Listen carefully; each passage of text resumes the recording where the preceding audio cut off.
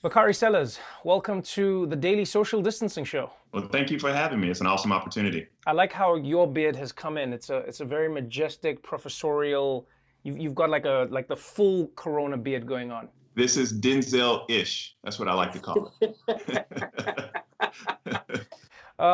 Let's jump straight into talking about your book, which unfortunately feels more timely than ever. You've written a story that is a memoir of your life, but in many ways it feels like it's also the story of America as well. My Vanishing Country. Tell me what the title of the book means, and if you really feel that way about America. Well, sure. I mean, my life has been bookended by tragedy. I say that with a heavy heart.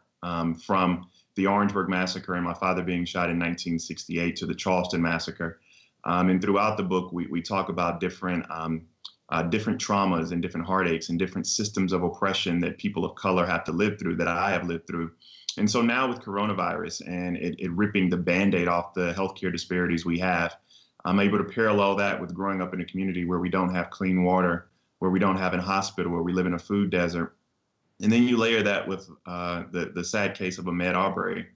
And you just talk about the perpetual trauma that people of color, particularly Black men, have to live through.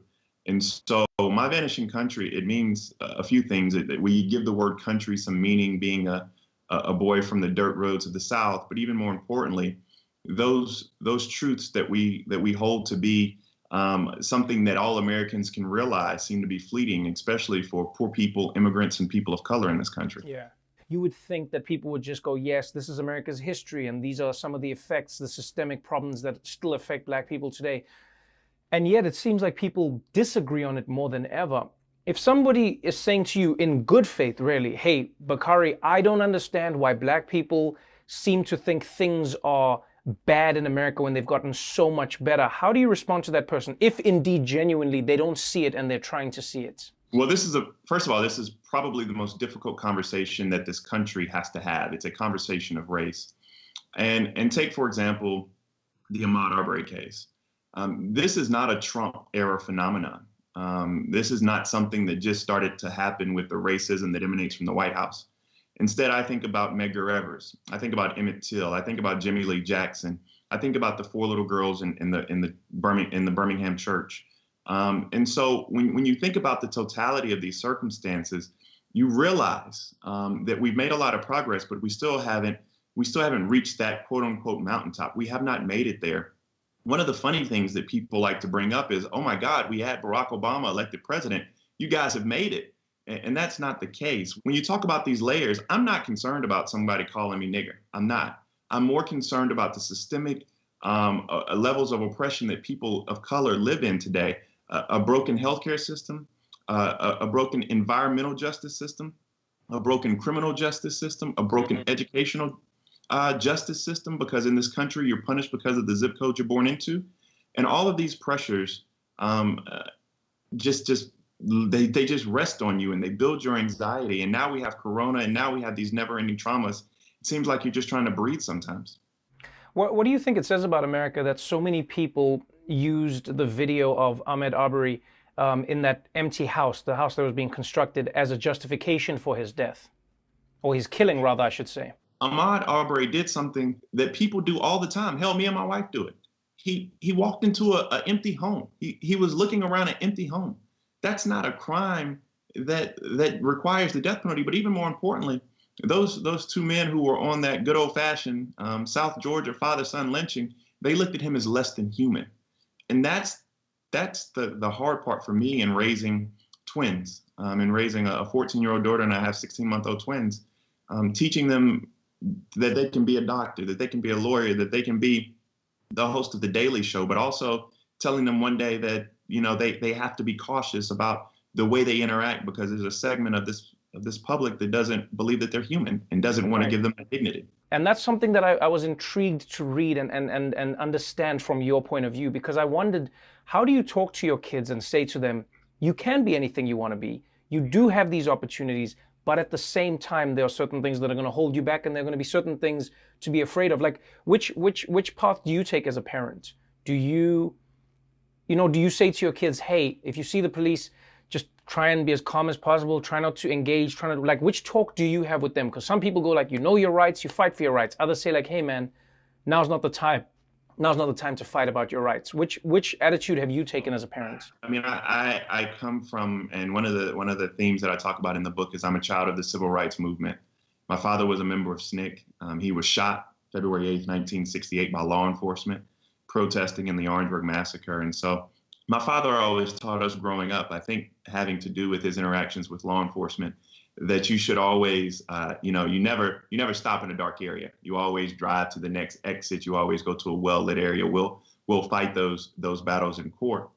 For me, with these twins now, my job is to hopefully make sure they have a better America than the one that I inherited. It's the same dream my father had. The trouble that I have, and the reason that I wrote my Vanishing Country, I talk about it in one of the latter chapters, is, 5 years ago, almost 5 years ago, I was standing in front of a church, Mother Emanuel. Clemente Pinckney was a friend of mine. He actually let Dylan Roof into his church. They had a full hour of Bible study, and then Dylan Roof killed 9 people because of the color of their skin. I was standing in front of that church about a week later with my father, and tears were rolling down my face as I was explaining to the country that we were having many of the same shared experiences. He was 30, I was 30 and he was 70. And so for my twins, what I have to do, what we have to do, what everybody watching has to do is continue to work to make sure that they inherit a better country than the one that I did. And right now that's tough. Those conversations are tough because as their eyes sparkle, you do know that racism is real. Systems of injustice are real. Not getting the benefit of their humanity is real. And I just don't want them to be on the front of a T-shirt, or us to have to wear another hoodie to march for them, or us to have to, get Arizona iced tea and Skittles, or us to have to jog 2 miles for them. I'm living for all of those people whose lives were cut short, so one day my children can be free. How do you feel about the discussion in and around sharing these videos online? Because there's clearly a rift. Some people think these videos should never be shared because all they do is further the almost joy of lynching that white supremacists may engage in seeing the videos. It furthers that narrative. Others would say, no, without the videos, then oftentimes there is no justice. And it feels like an argument where nobody's wrong, but an argument that people are having nonetheless. Do you have any thoughts? Yeah, no, I think we have to show those videos. I mean, there are a couple of things. First, let's just deal with the Arbery case, because if we did not see that video, they saw the video. It took 73 days for the arrest, not because of the video, but because we saw the video. The American public saw the video. And so I think that that's necessary. I remember the Walter Scott case, the young man in Charleston, South Carolina, who was shot in the back. But for that young man who was at the barbershop filming that incident, there would have been no arrest. And so we have to make sure we do that. But again, of that parallel with the civil rights movement, there's one glaring image that people remember. It's the picture of Emmett Till, who allegedly whistled at a white woman. And I challenge for those individuals who haven't seen that picture to go Google it. His face is beaten, and he literally has no bones left in his body. And that picture, that image, before images could go viral, it stimulated a whole generation. And so I think those images are necessary, not necessarily for justice, but just so that we can have transparency, and, to be completely honest, to make white folk uncomfortable, because we have to be uncomfortable to have this discussion. And unless white people literally see these injustices, sometimes there is a connection that they don't really happen, and they do. Bakari, thank you so much for your time. Congratulations on an amazing book, and hopefully we'll have you back on the show again soon. Thank you so much, my dude. Have a good one. Thank you.